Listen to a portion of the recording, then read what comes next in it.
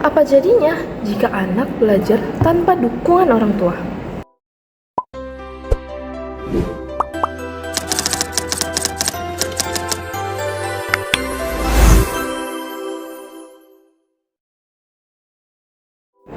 Halo semuanya, perkenalkan nama aku Intan Wiramalati. Aku mahasiswa Universitas Negeri Jakarta jurusan Pendidikan Sosiologi angkatan 2023. Nah, di video kali ini aku ingin membahas mengenai orang tua yang tidak menemani anaknya dalam proses pembelajaran di sekolah, yang pada akhirnya banyak menghasilkan anak-anak yang akhirnya apatis terhadap sekolah. Seperti itu. Teman-teman pernah gak sih ngeliat banyak sekali anak di zaman sekarang itu yang gak peduli lagi dengan pelajaran? Mereka bangun tidur langsung apa yang dipegang? HP. Dan orang tuanya di rumah pun tidak pernah memperhatikan hal itu. Itu membuat mereka datang ke sekolah hanya sebagai formalitas saja. Tapi jika ditanya apa yang mereka pelajari, sebagian kecil siswa yang bisa menjawab, sedangkan sisanya yang lain hanya akan mengatakan bahwa oh ya udah aku ke sekolah aja, karena memang disuruh, sistemnya seperti itu. Pertama-tama, teman-teman harus tahu apa itu apatis. Apatis ini memiliki arti bahwa seseorang kehilangan minat atau motivasi untuk mengerjakan sesuatu. Nah, dalam hal ini, apatis yang aku maksud adalah apatis dalam hal pendidikan, yang dimana siswa saat ini lebih memilih bermain HP ketimbang membaca buku. Dan orang tua pun tidak memberikan peran untuk membaca buku itu. Misalnya, teman-teman, berapa banyak sih keluarga atau orang tua yang menyuruh anaknya membaca buku supaya pintar, tapi berapa banyak pula orang tua yang membiasakan dirinya baca buku di rumah.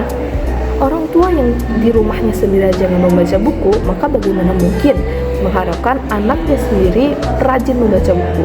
Kebiasaan-kebiasaan kecil inilah yang seharusnya diterapkan orang tua. Ini adalah salah satu peran orang tua dalam mendampingi anak-anak dalam proses pembelajaran di rumah. Teman-teman juga bisa melihat nih, anak-anak yang memang didampingi orang tuanya dalam proses pembelajaran dan yang tidak. Misalnya, anak-anak, kita membicarakan anak-anak yang SD kelas 1, 2, 3 ya, yang mana mereka memang belum bisa mandiri nih dalam mengerjakan pekerjaan rumah gitu. Mereka masih harus di-reminder, masih harus diingatkan oleh orang tuanya.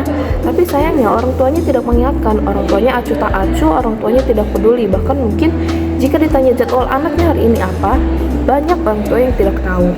Nah, anak-anak yang memang tidak didampingi proses belajarnya biasanya apa?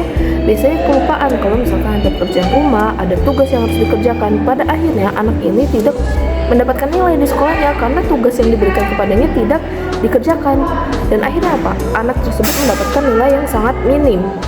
Tapi lucu di negara ini adalah ketika seorang anak mendapatkan nilai yang kecil, maka yang disalahkan terlebih dahulu adalah guru ataupun sekolah. Nah, teman-teman, dampak dari sikap apatis seorang siswa dalam proses pembelajaran itu bisa banyak banget. Tadi seperti yang sudah disebutkan, nilainya bisa turun. Terus motivasi mereka turun, dan juga mereka tidak memiliki keinginan untuk berkembang. Sehingga sekolah di mata mereka hanyalah sebuah sistem yang harus dijalankan kepada mereka sebagai syarat untuk bisa dikatakan sebagai manusia yang berpendidikan. Padahal belum tentu mereka yang sekolah adalah mereka yang berpendidikan. Nah, teman-teman, orang tua di sini itu berfungsi sebagai motivator dan juga fasilitator, di mana bentuk keterlibatannya itu bisa dilihat dari apakah mereka mendampingi anak-anaknya belajar di rumah, apakah mereka memantau pekerjaan rumah para anak-anaknya itu, dan juga apakah mereka menghadiri pertemuan guru, mengambil rapot, atau memberikan dukungan emosional. Karena banyak banget ya teman-teman, orang tua yang bahkan mengambil rapot aja tuh nggak mau karena alasan sibuk kerja. Dan tentunya kalau rapot aja nggak bisa diambil orang tua, motivasi anak akan turun lagi karena mereka merasa, oh saya nggak diapresiasi nih meskipun saya juara 1, orang tua saya nggak peduli gitu. Nah, teman-teman, kenapa sih orang tua itu sangat penting dalam menemani proses belajar anaknya? Yang pertama, anak akan lebih bisa fokus karena anak yang belajar sendiri itu cenderung mudah terdistract. Misal lagi belajar tiba-tiba ngeliat HP, akhirnya buka TikTok atau main IG atau main Facebook dan lain sebagainya. Sedangkan kalau misalkan si orang tua ada di sampingnya mengajari 1 tambah 1 berapa, 1 kali 2 berapa, si anak itu akan lebih fokus dalam pembelajarannya karena dia tahu bahwa oh saya sedang diawasi, saya sedang diajari, saya harus fokus kepada apa yang sedang saya pelajari hari ini gitu. Nah, selain itu, dengan adanya orang tua dalam mendampingi anak belajar, itu biasanya mengajarkan si anak untuk manajemen waktu. Misalnya kan kalau misalkan waktu kita kecil ya, orang tua tuh suka kayak bilang, udah nih ya, dari jam segini sampai jam segini kita harus belajar dulu. Dari jam segini sampai jam segini kita main HP. Nah, dari sana si anak ini jadi mengerti manajemen waktu, bahwa oh di sekitar jam 7 sampai jam 9 malam misalnya saya harus belajar. Karena orang tua saya mengatakan hal itu dan itu menjadi peraturan di rumah. Kebiasaan itu mengajarkan anak untuk bisa manajemen waktu, kapan dia bisa bermain dan kapan juga dia bisa belajar. Selain itu juga, orang tua itu memiliki peran dalam memotivasi, seperti yang sudah saya bilang di awal, bahwa menemani anak belajar itu nggak cukup. Orang tua tuh perlu memberikan afirmasi positif yang bisa meningkatkan kepercayaan diri si anak. Misal dari belajar aja, dari berbicara aja, misal, nah kamu hari ini ngapain aja di sekolah, ada masalah apa aja gitu. Kalau misalkan ternyata di sekolah si anak ini punya masalah sama orang lain, suruh mereka ceritain. Dan kita juga, kalau misalnya anak kita yang salah, maka kita sebagai orang tua juga harus memberitahu bahwa, nak, kamu salah, kamu harus minta maaf dan memperbaiki sikap yang ini. Jika si anaknya memang tidak salah, tapi misal diusilin sama temennya di sekolah, maka si orang tua juga perlu tuh untuk mengajarkan gimana sih caranya menjadi seorang anak, seorang pribadi, seorang manusia yang bisa membela dirinya sendiri gitu. Nah, motivasi-motivasi lain juga bisa kayak misal si anak dapat nilai 70 sedangkan temen-temennya dapat nilai 100 gitu. Kita bisa ngasih afirmasi bahwa nggak apa-apa nak, kita bisa belajar lagi supaya di pertemuan selanjutnya kamu bisa mendapat nilai yang lebih baik. Toh kalaupun belum 100, setidaknya lebih di atas 70 gitu. Dan tentu untuk mendapatkan kepercayaan diri itu, orang tua harus mengulang-ulang afirmasi terus berulang supaya tersosialisasi secara dalam di diri si anak gitu, supaya nanti ketika dewasa si anak sudah bisa percaya diri dan tidak perlu lagi mendapatkan motivasi dari orang lain. Mereka bisa mendapatkan kepercayaan dirinya sendiri dari mindsetnya sendiri dan dari pendiriannya sendiri gitu. Nah, kemudian dampak buruk apa sih yang bisa dirasakan si anak kalau misalnya orang tuanya nggak mendampingi proses pembelajaran mereka? Yang pertama adalah anak itu jadi cepat putus asa. Teman-teman harus paham bahwa selain teman, pacar, ataupun lain sebagainya, orang tua itu adalah fondasi awal si anak ini bisa punya mental baja atau mental lembek.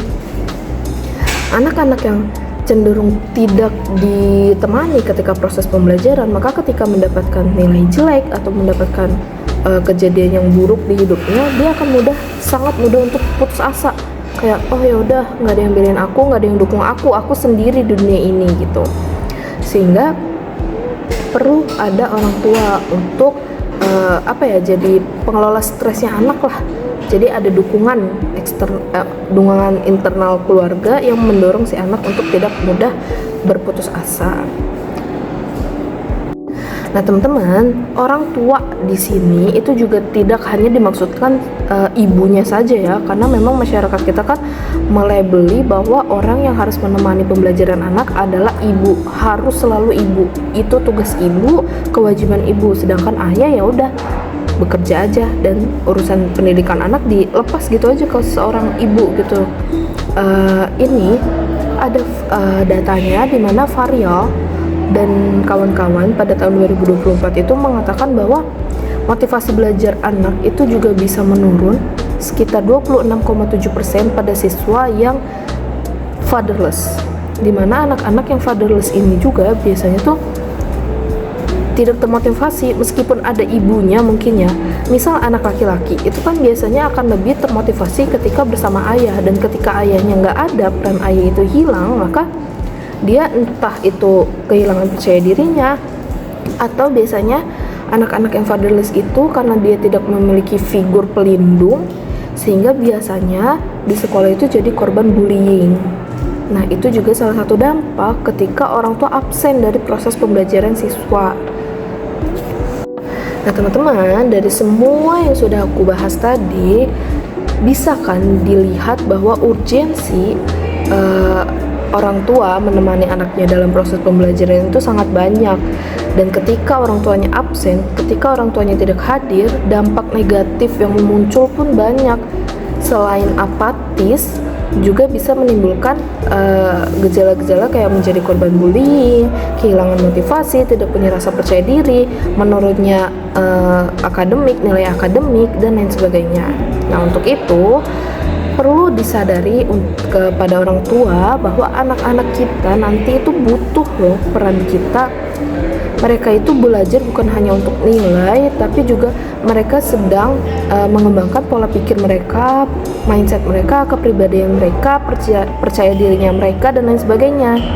Maka ayo orang tua meluangkan waktunya selama 30 menit saja, mengingatkan bahwa nak ada PR atau enggak, nak tadi hari ini sekolah gimana aja gitu, supaya anak-anak tidak merasa kesepian, tidak merasa sendirian,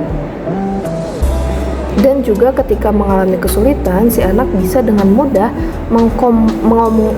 membicarakannya kepada orang tua. Jadi anak-anak tidak cenderung takut untuk membicarakan apa yang terjadi di sekolah, dan cenderung menganggap bahwa kalau misalkan aku ada masalah di sekolah, aku bisa nih kasih tahu ke orang tua aku biar dicarikan solusinya bersama-sama.